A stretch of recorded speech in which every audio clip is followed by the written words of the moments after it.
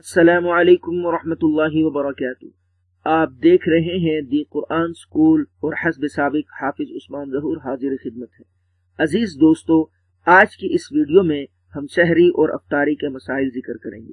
گفتگو کے آغاز سے قبل ہمارے چینل پر تمام معزز نئے آنے والے دوستوں سے التماس ہے کہ دی قرآن سکول کو سبسکرائب کرتے ہوئے ساتھ موجود بیل آئیکن کو بھی پریس کر دیں۔ چونکہ روزے کے تعلق سے سحری اور افطاری نہایت اہمیت کی حامل ہے۔ روزے کی ابتدا سحری سے ہوتی ہے اور انتہا افطاری پر ہوتی ہے۔ قرآن حکیم میں ارشاد باری تعالی ہے وَكُلُوا وَاشْرَبُوا حَتَّى يَتَبَيَّنَ لَكُمُ الْخَيْطُ الْأَبْيَضُ مِنَ الْخَيْطِ الْأَسْوَدِ مِنَ الْفَجْرِ، سورۃ البقرہ آیت نمبر 187۔ ترجمہ: اور کھاؤ اور پیو یہاں تک کہ صبح کا سفید داغا کالے داغے سے واضح ہو جائے۔ احادیث مبارکہ میں سحری اور افطاری کے فضائل بیان ہوئے ہیں۔ چنانچہ سحری کے تعلق سے صحیح بخاری کتاب الصوم باب برکت السحور من غیر ایجاب میں آپ صلی اللہ علیہ وسلم کا فرمان ہے۔ سیدنا انس رضی اللہ تعالی عنہ سے روایت ہے کہ رسول اللہ صلی اللہ علیہ وسلم نے ارشاد فرمایا تسحروا فإن فی السحور برکہ۔ ترجمہ: سحری کیا کرو اس لیے کہ سحری کرنے میں برکت ہے۔ اس روایت سے پتہ چلتا ہے سحری کرنا باعث برکت ہے۔ سحر کے وقت جب بندہ سحری کے لیے رمضان المبارک میں بیدار ہوتا ہے تو یہ نزول الہی کا وقت ہوتا ہے اور یہ قبول دعا اور لغزشوں اور خطایا سے معافی کا وقت ہوتا ہے۔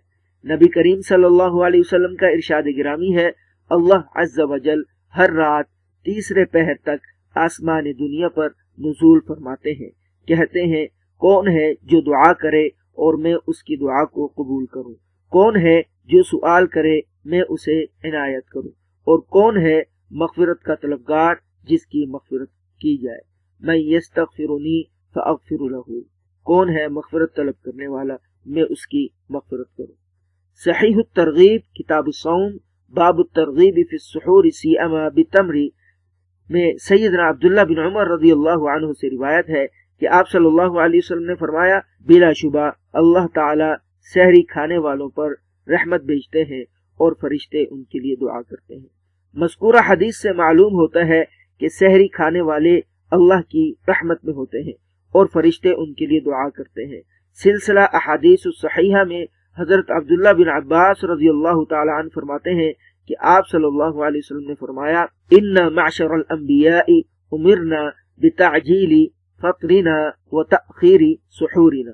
ترجمہ: بلا شبہ ہم انبیاء کی جماعت ہیں، ہمیں جلد افطاری کرنے اور تاخیر سے سحری کھانے کا حکم دیا گیا ہے۔ جلد افطاری سے مراد یہ ہے کہ جیسے ہی افطاری کا وقت ہو بغیر کسی تاخیر کے افطاری کر لینی چاہیے، اور سحری میں تاخیر سے مراد رات کا آخری پہر یعنی صبح صادق سے قبل ہے۔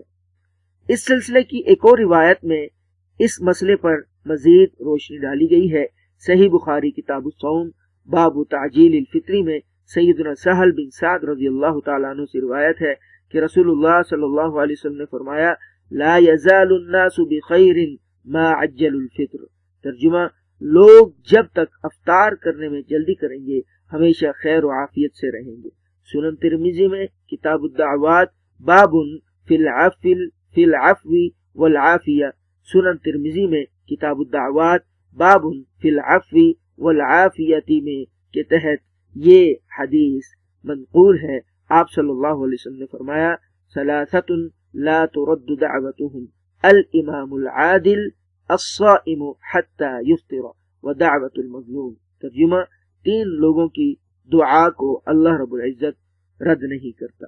نمبر 1 عدل کرنے والا بادشاہ، نمبر 2 روزے دار یہاں تک کہ وہ روزہ افطار کر لے، نمبر 3 مظلوم کی دعوت کو اللہ رب العزت رد نہیں کرتا۔